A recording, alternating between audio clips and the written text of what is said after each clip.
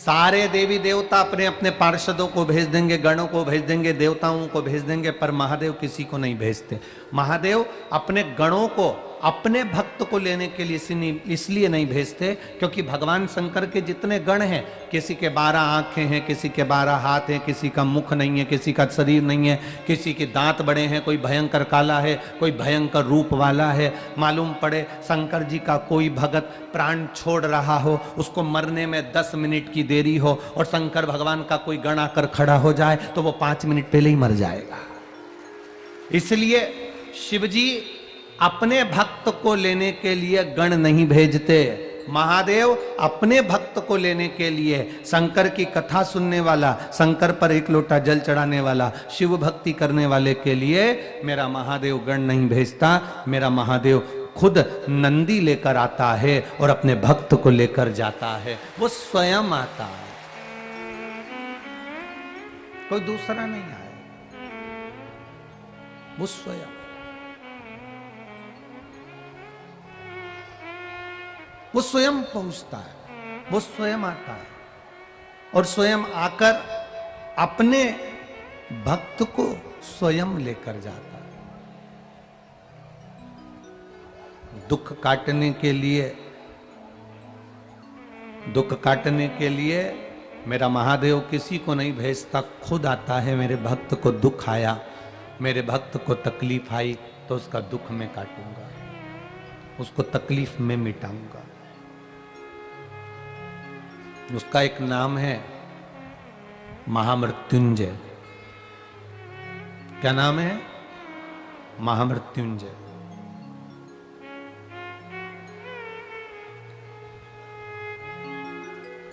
उसका एक नाम महामृत्युंजय, जो मृत्यु पर विजय प्राप्त करे, जो मृत्यु को जीत ले।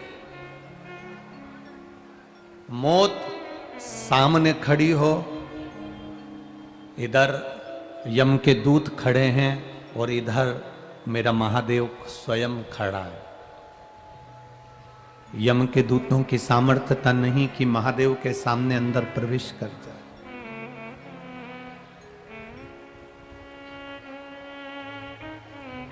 कल कथा सुन रहे थे गजासुर की। गजासुर के पेट में भगवान शंकर बैठे हुए थे, पर किसी देवता की सामर्थ्यता नहीं कि गजासुर से युद्ध लड़ लें। भगवान विष्णु भी गजासुर के सामने गए तो गाले का रूप रख कर गए, बंसी बजाते हुए गए, नंदी को नचाते हुए गए, पर युद्ध करने नहीं गए। क्यों? क्योंकि शंकर का गुणगान करने वाला, शंकर का भजन करने वाला। इधर लंका में रावण है और भगवान राम युद्ध करने के लिए जा रहे हैं। रामेश्वर धाम की स्थापना भगवान राम जी ने क्यों करी? भगवान राम जी को क्या पड़ा था कि शंकर भगवान के शिवलिंग की स्थापना करी, पूजन करी, अर्चना करी, रामेश्वर धाम की स्थापना करी? उसका कारण क्या था? भगवान राम को मालूम था जिस रावण को मैं मारने जा रहा हूं, ये रावण शंकर का परम भक्त है। शंकर के परम भक्त को छूने से पहले महादेव की आज्ञा होना जरूरी है। तो इसलिए मैं महादेव की आज्ञा ले लूं, महादेव का भजन कर लूं, इसके बाद लंकाधिपति रावण से मिलने के लिए जाऊंगा। शंकर भगवान की आराधना करी, शिवजी प्रसन्न हुए, प्रकट हुए। राम जी से भगवान शंकर जी ने पूछा आपको क्या चाहिए? राम जी ने कहा मैं वन में विचरण कर रहा हूं, अपनी अर्धांगिनी को लेने के लिए, अपनी धर्म पत्नी को लेने के लिए, जानकी को लेने के लिए, सीता को लेने के लिए मैं यहाँ आया हूँ। सीता जी को लेने आया हूँ, पर सामने जो युद्ध करेगा मेरे, वो आपका परम भक्त लंकाधिपति रावण है। आप बताओ मैं करूं तो करूं क्या? एक तरफ आपका भक्त है और दूसरी तरफ ये आपका दास है, आप कहोगे मैं वो कर लूंगा। शंकर भगवान ने कहा रावण को तुम मारने के लिए जाओ, मना नहीं, मना नहीं है। मैंने रावण को बार बार कहा था तूने सब कुछ मांग लिया, और कुछ मांगना रह गया हो तो मांग ले। रावण कहता है जब मेरे पास सोने की लंका है, रावण कहता है जब मेरे इतने 10-10 शीश हैं, मेरे पास में बहुत बड़ी सेना है, बहुत सारे असुर मेरे साथ में हैं, तो मुझे और कुछ भी नहीं चाहिए। भगवान शंकर जी कहते हैं राम, मैंने रावण से कहा था जब तेरे प्राण छूटेंगे हो सकता है तुझे मेरी जरूरत पड़ जाए। रावण कहता है जब मेरे प्राण छूटे आपकी मुझे जरूरत नहीं पड़ेगी, आपकी मर्जी पड़े तो मुझे देखते रहना, पर मुझे बचाने भी मत आना, क्योंकि मेरे प्राण नहीं छूट सकते, क्योंकि मैंने सारे देवताओं को बंदी बनाकर रखा है, सारे ग्रहों को बंदी बनाकर रखा है, सबको अपना साथ कर रखा है, सबको अपना साथ कर रखा है। आप सारे दुनिया के ग्रहों को बंदी बना लो। लोग कहते हैं मैंने रविवार, सोमवार, मंगल, बुध, गुरु, शुक्र, शनि, राहु, केतु, शनि सबको अपने हाथों में काबू कर कर रखा है, सबको अपना बना कर रखा है, मेरा बाल बांका नहीं हो सकता। और शिव महापुराण की कथा कहती है कर्म के गति के आगे कोई ग्रह काम नहीं करता, आखिरी में व्यक्ति को भोगना पड़ता ही है। कर्म गति बड़ी विचित्र है।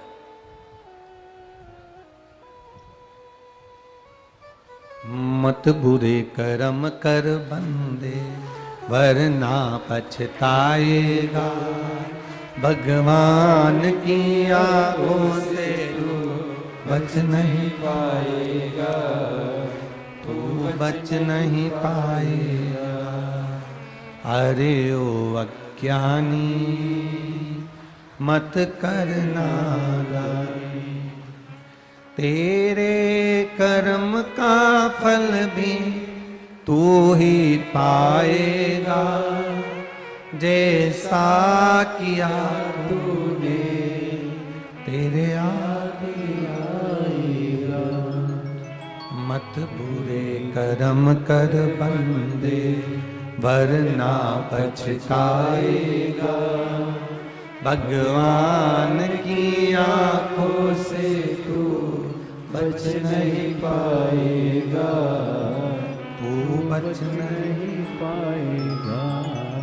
कर्म गति बड़ी विचित्र है, इस कर्म गति के आगे सब ठीक है, सब ठीक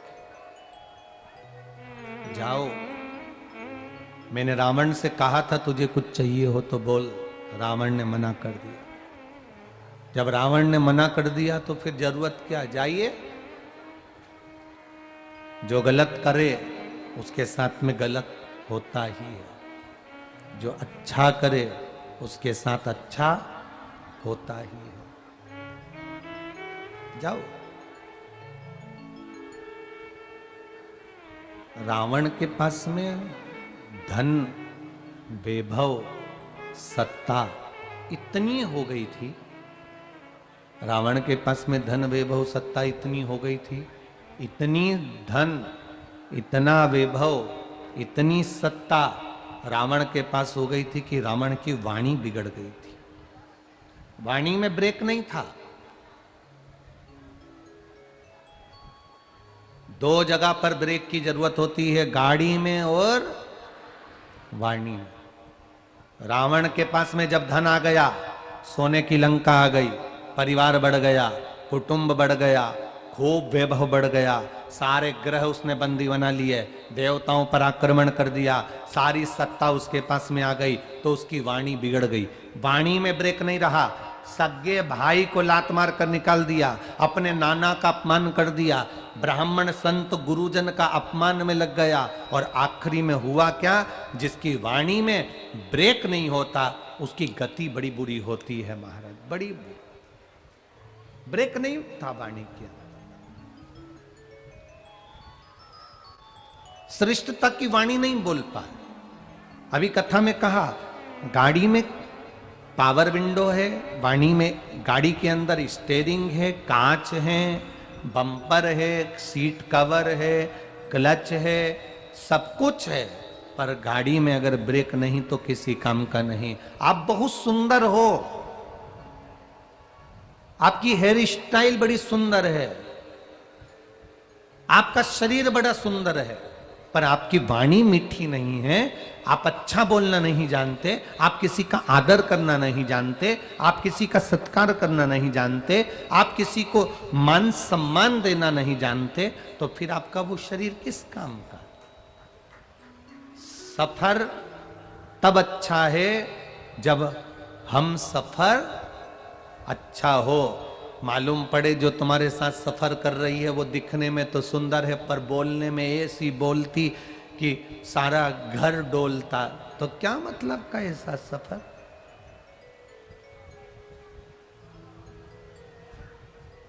एक पत्नी चिल्लाकर अपने पति को बोल दी, तुम में अकल नहीं है, तुम तो जानवर हो। पति कभी लड़ने के मूड में नहीं होता, कभी नहीं लड़ना चाहता। पत्नी ने फिर चिल्लाकर कहा, तुम जानवर हो। पति कहता है तू बिल्कुल सही कह रही है, तू मेरी जान और मैं तेरा वर। गलत नहीं, उसमें गलत है क्या?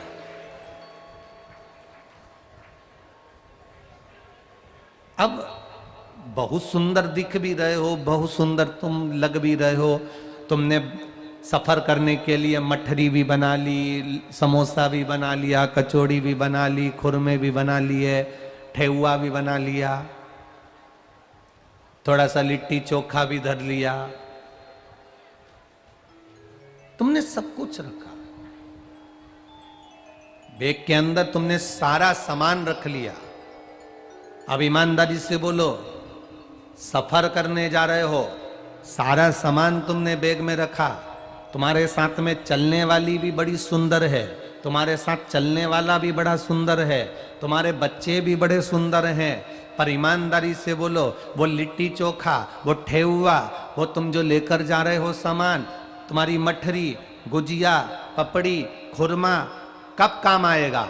जब पत्नी प्रेम से बोले भूख लग रही है, चलो अपन लोग बैठकर भोजन कर ले, और मालूम पड़े भोजन करने का समय आया और तुम्हारे साथ जो जा रहे हैं सफर करने वाले वो तुमसे झगड़ा कर लें, तो तुम लिट्टी चोखा खाओगे? ठेहुआ खाओगे? कुछ खाने का मन करेगा? नहीं। साथ में जो जा रहा था उसने इतना विवाद कर दिया, इतना विवाद कर दिया कि मन खाने में नहीं लगा, पूरा सफर बिगड़ गया। फिर मन में सोच रहे हो इससे तो नी आती, बोलो बोलो जम के, नी आती तो अच्छा था, कहां इनके चक्कर में आ गई, कहां मैं इसको लेकर आ गया। बस आपस में सफर लंबा है, हम सफर अच्छा होना चाहिए, और हम सफर का मतलब ये नहीं होता कि सुंदर हो, हम सफर का मतलब होता है जिसकी वाणी में मिठास हो और हृदय कोमल हो, वो हम सफर थे। क्या काम का? किसी किसी के यहाँ ठेहुआ बनता है गुड़ का, जानते हो ना आप लोग? जानते हो? वो आटे में गुड़ मिला के, शक्कर मिला के, आटे के अंदर पानी में पहले गुड़ घोल लेते हैं, शक्कर घोल लेते हैं, फिर आटे में डाल डालकर उसको उसन के गोल बनाकर घी में तलते हैं। क्या बोलते हैं उसको? है ठेहुआ, पुआ? तुम तो समझ गए ना, बस बहुत है। तुम्हारे चक्कर में हमारा ठेहुआ निकल जाए सो का मतलब है, तुम समझ जाओ, बहुत है।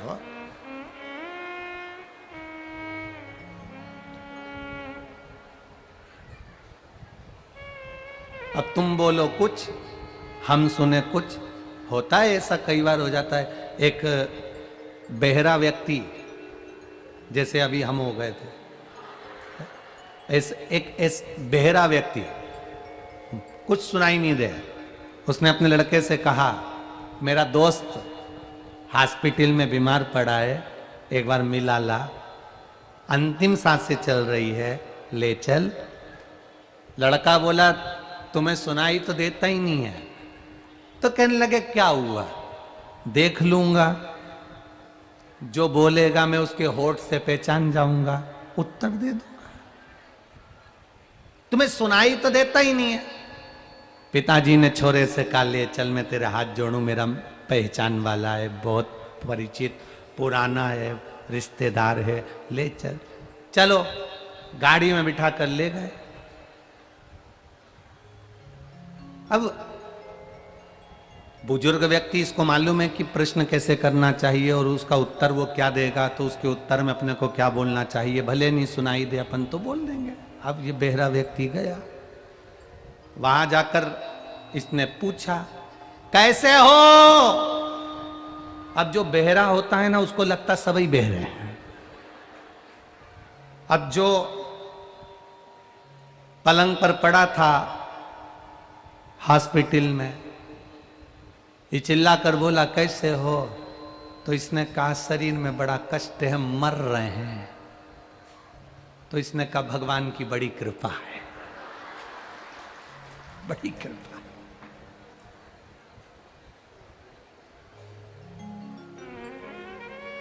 अब इसने पूछ लिया कौन से डॉक्टर का इलाज चल रहा है।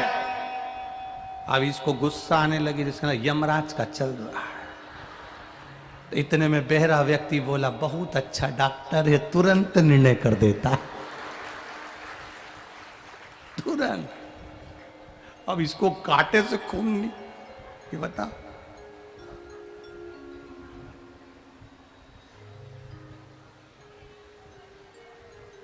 कौन सी दवाई दी है खाने के लिए।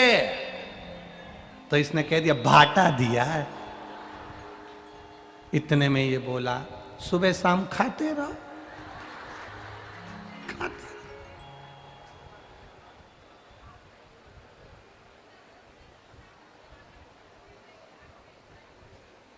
अब इसने बोला घर कब आओगे।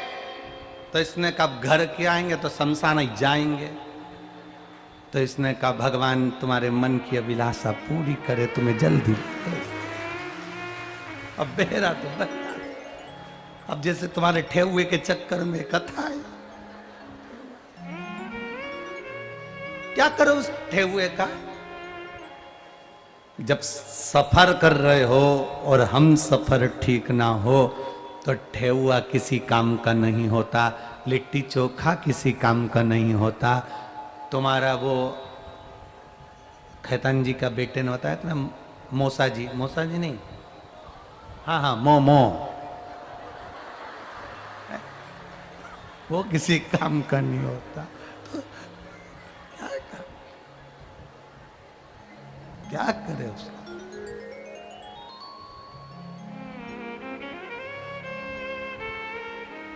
सज धज के जिस दिन मौत की सहजादी आएगी, ना सोना काम आएगा ना चांदी आएगी। ना सोना काम आने वाला है ना चांदी काम आने वाली है। लाकर में पड़ी की पड़ी रहेगी, पहन भी नहीं पाओगे। पड़ा जिस 2000 के नोट की कितनी कीमत थी, आज हर व्यक्ति जेब में लेके घूम रहा है। अब 100, 200, 500 तो उसकी जेब में मिल ही नहीं रहा है। कितने का मिल रहा है? जिस दिन तुम अपनी जिंदगी की कीमत समझ गए ना कि ये जीवन कितना कीमती है और इसको सही समय पर उपयोग कर लो। जो तुम्हारी जेब में 2000 का नोट रखा हुआ है, इसकी कीमत तुम सही समय पर समझ जाते और ये 2000 का नोट जो तुमने रख रखा था, इससे कुछ अच्छा पहले ही खरीद के लिए आते हैं तो आज चलाने का चक्कर नहीं आता कि इसको कहां देकर आओ। समय पर कीमत समझो। उस 2000 की कीमत समय पर समझते तो आज जेब में लेकर नहीं घूमते। इस शरीर की कीमत हम बचपन में, जवानी में, अधेड़ी में नहीं समझ पाते। नए नए लड़के मोटरसाइकिल उठाई, गाड़ी भुड़ भुड़ करके भगाई, इतनी तेज भगाई, इस शरीर की कीमत नहीं समझ पाए। जरा सा तुम एक 12th की पढ़ाई कर रहे हो, 10th की पढ़ाई कर रहे हो, किसी एग्जाम को दे रहे हो, अगर जरा सा एग्जाम में रह गए तो तुम मरने का प्लान बनाने लगे, तुरंत तो तुमने सुसाइड करने का प्लान बना लिया। जरा विचार करना, कॉपी में केवल नंबर कमाए हैं तो तुम मरने का विचार बना रहे हो। जरा विचार करना कि तुम्हारे माता पिता के हृदय के तुम 1 नंबर के बेटे हो, उसने नंबर में कमी नहीं लाई। फिर पढ़ो, फिर अध्ययन करो, फिर पढ़ाई करो, फिर बैठो परीक्षा में, पास हो गए। एक बार के रिजल्ट से अपने जीवन को खराब मत करो। मोटरसाइकिल ली, इस शरीर की कीमत को समझना। मोटरसाइकिल लेकर भागे, बाइक लेकर भागे, ऐसी तेज बाइक चलाई, ऐसी तेज चलाई, शरीर की कीमत नहीं जान सके। आखिरी में एक्सीडेंट हो गया, वेंटिलेटर पर पड़े रहे, शरीर ऐसा हो गया कि उठ नहीं पा रहे हो, चल नहीं पा रहे हो। इसकी कीमत समझो, इस शरीर की कीमत समझो।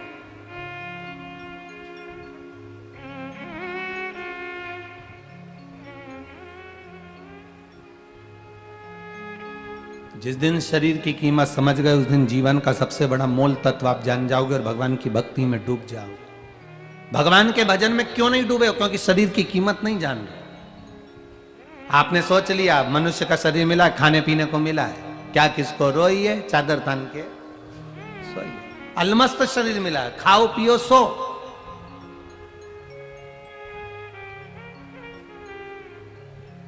नेपाल में सरकार की ओर से 1 दिन की छुट्टी मिलती है हफ्ते में, जिस दिन दुकानें भी बंद रहती है, सरकार के गवर्नमेंट के ऑफिस भी बंद रहते हैं। कौन सा दिन है?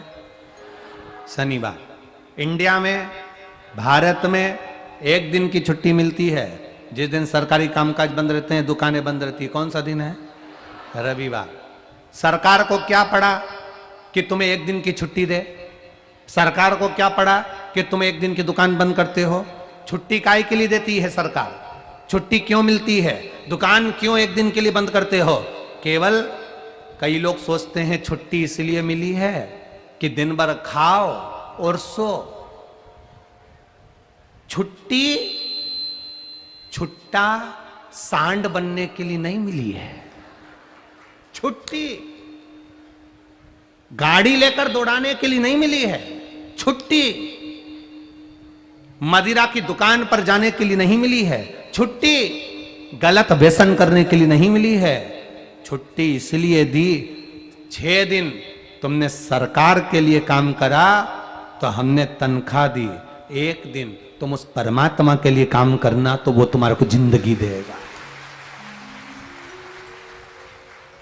उसका भजन करना तो वो जीवन देगा, उसका भजन करना तो वो संभाल लेगा, उसका भजन करना तो वो आपको संवार देगा। 1 दिन अगर उसकी भक्ति में लग जाओगे तो जीवन सार्थक हो जाएगा। कोई कहता है गुरुजी हमारी सोसाइटी में, हमारे बड़े शहरों में, बड़ी जगहों में शंकर जी का मंदिर नहीं होता। हम उनसे कहते हैं पीपल का पेड़ तो होता है, बेलपत्री का पेड़ तो होता है, बड़ का पेड़ तो होता है, तुम्हारे बगीचे में कोई पेड़ तो होगा। तो आप शंकर जी को मानकर उसी पेड़ के नीचे 1 लोटा जल चढ़ाना प्रारंभ कर दो, शिव जी उसको स्वीकार कर लेगा। आप चढ़ाओ तो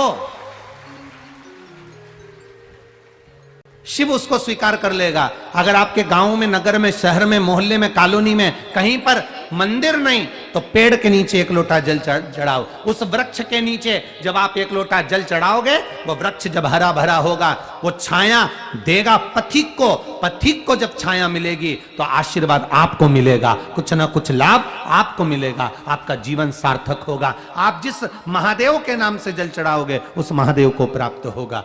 ये कथा डोलेश्वर महादेव की कथा चल रही है, तो डोलेश्वर महादेव जहां पर भी बैठे हैं वो इस कथा को सुन रहे होंगे, ये मेरा विश्वास करता है।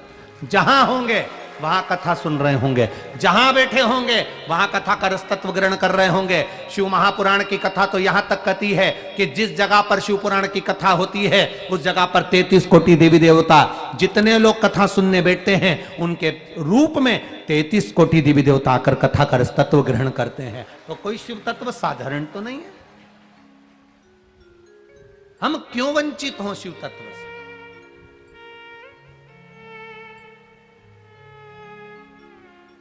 अरे भजन भोले बाबा का करते रहोगे तो संसार सागर से तरते रहोगे। आप भगवान का भजन करते रहोगे, स्मरण करते रहोगे, भगवत भक्ति में डूबते रहोगे तो वो तुम्हें संभाल लेगा, वो तुम्हें संभाल लेगा।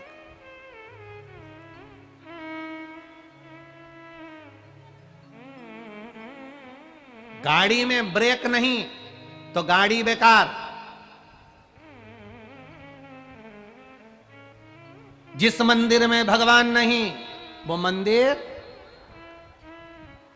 जिस भोजन में नमक नहीं, अरे बोलो जम के, भोजन बेकार।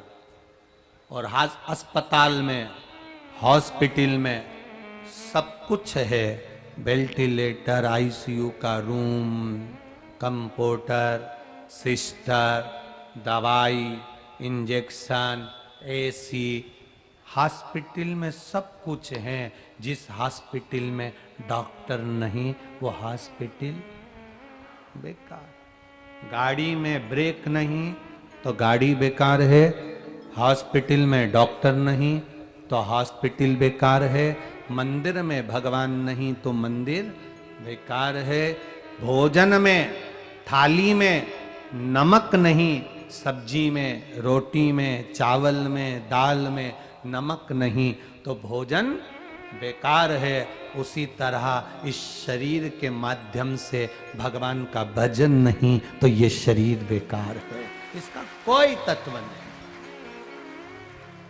शरीर की कोई मूलता नहीं।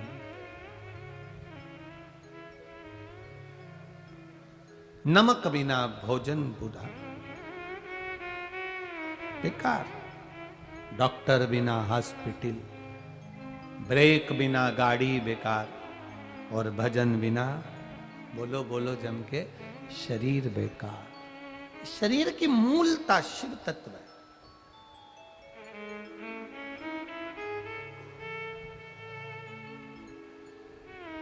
पत्नी, पति, बच्चे, घर, खाने को भोजन, पीने को पानी, ये तो तुम जितने जन्म लोगे सब जन्म में मिलेगा। कुत्ता बन के पैदा हो गए तो भी मिलेगी धर्म पत्नी, बच्चे भी मिलेंगे, घर भी मिलेगा, खाने को अन्न भी मिलेगा, पानी भी मिलेगा। मेंढक बनकर जन्म लिए तो भी मिलेगी, पत्ते बच्चे भी होंगे, रहने को भोजन पानी सब मिलेगा। हिरण बन के जन्म लिए तो भी मिलेगा, माथे का जुआ बनकर जन्मे तो भी, जू बनकर जन्मे तो भी मिलेगा। पत्नी भी होगी, बच्चे भी होंगे, घर भी मिलेगा, खाने को भी मिलेगा, पीने को भी मिलेगा। मछली बनकर जन्मे तो भी मिलेगा, मगर बनकर जन्मे तो भी मिलेगा, कीड़े बनकर जन्मे तो भी मिलेगा। तुम जितने जन्म लोगे हर जन्म में पत्नी मिलेगी, बच्चे मिलेंगे, परिवार मिलेगा, खाने को मिलेगा, पीने को मिलेगा, सब कुछ मिलेगा, पर हर जन्म में शिव महापुराण की कथा नहीं मिलेगी। जन्म केवल मनुष्य का है जिसमें शिव तत्व मिला है। केवल एक जन्म ऐसा है जिसमें हम भगवान की भक्ति कर सकते हैं। केवल एक जन्म